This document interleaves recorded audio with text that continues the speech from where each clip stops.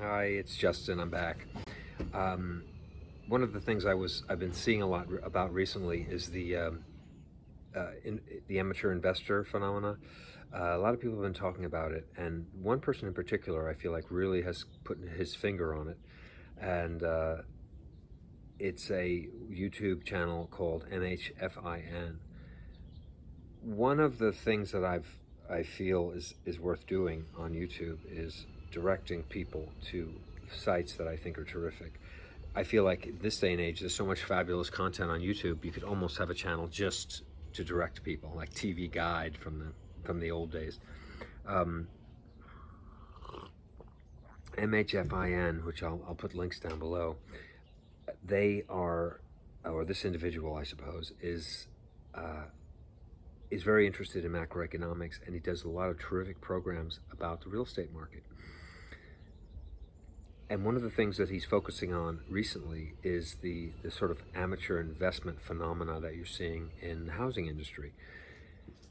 And his thesis, which I think is very interesting, is that he's claiming that one of the big contributors to the housing disaster you had in '08, I mean, starting in '07, going into '08, '09, and 10 and 11,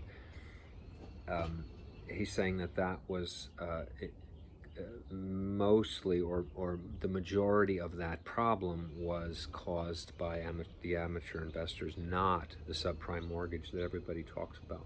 You know, what realtors do is they say, oh, I don't think we're going to have that kind of problem now because we don't have the subprime mortgages. And while nobody would argue that wasn't a contributor, a large contributor, what this person is saying is that the main driver for the downturn in '08, and what he's predicting will happen now, is because there's so much of this going on, is that there's just too many investors. I mean, obviously you have the big investors, but one of the factors that I think is under the radar, and nobody's talking about, this is what he's saying, is that, and I guess I agree, is that there are a tremendous amount of these amateur investors who are highly leveraged.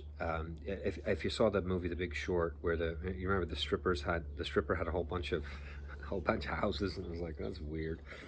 The stripper was, super highly leveraged, and when the housing market changed, or her interest rate changed, the whole thing fell apart. And this gentleman on MHFIN is suggesting that we're looking at something like that in the near future, as economic conditions change and these business models of the amateur investor in real estate don't work anymore. Some of them will be able to keep their wealth. However, many of them will. Many of the business, sort of house of card business models, will fall apart, and that will, as real estate is priced on the margins. In other words, it only takes a few houses that go way down in price to affect the value, or the presumed value, of the whole a whole neighborhood. So you get a few of these implosions happening with these amateur investors, and that drags the whole prices down in the whole neighborhood, and then you sort of get this major decline in housing prices, and that can go across the whole country. Multiply that by hundreds of times, and and I feel like this is probably, it makes a lot of sense. And he's saying this was kind of really kept under the radar, and I don't know why it somehow was convenient to blame poor people who should have known better, and banks who did know better and gave loans anyway to people who couldn't afford it. And somehow it's not considered, for whatever reason, it's not a mainstream idea that more of the problem in '08 was amateur investors, or investors in general, let's put it that way, than people who were too poor to afford their houses. So that's why I think this is a terrific, well-researched, beautifully written, beautifully illustrated channel. I think, and I wanted to add that I think it was that Rich Dad Poor Dad Kiyosaki book. I think that has affected people. I mean, I suppose many people would attribute their wealth to Kiyosaki, and many of them have held on to their wealth, and maybe they would have, you know, they would have been a low income or middle class person, and they did very well because of that.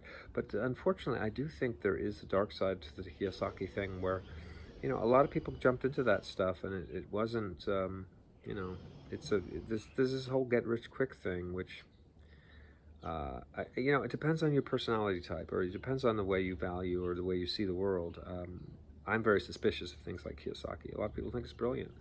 So, but I do think that has a lot to do with this idea that, you know, the average American is going to break out of middle class or lower class situation um, by investing in real estate. You know, and obviously it works for some people,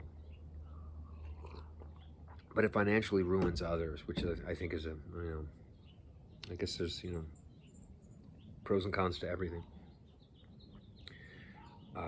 I am of the belief that housing should be purchased to live in and not to be purchased as an investment. And obviously, your house is an investment if you buy in. It's a great way to build equity, etc., etc. But I do feel like when people start to use it as an investment instrument, then it's you know, if one person does that, it's no big deal. But when you have a whole culture, when you have millions of people doing that, then you get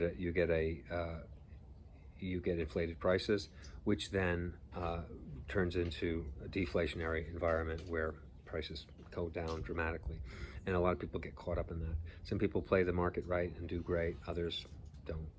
So I'll put the MHFIN programs in below, and a link to them in below, so you can watch them. And hope you check it out and let me know what you think. This has been Justin, the Renegade Realtor from Coast West Real Estate. Thanks for watching. Bye bye.